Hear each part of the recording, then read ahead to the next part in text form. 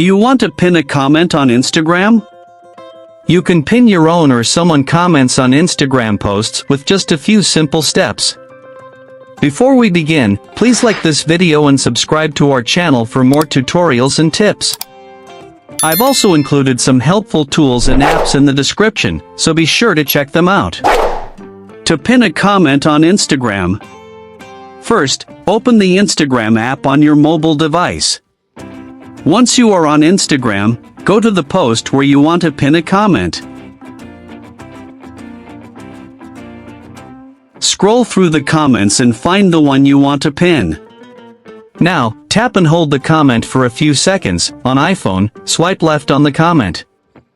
A pop-up menu appears with different options. Tap on the pin option to pin the comment to the top. A message will appear confirming that the comment has been pinned. You can pin up to 3 comments per post. Now, your selected comment will stay at the top of your post, making it more visible to viewers.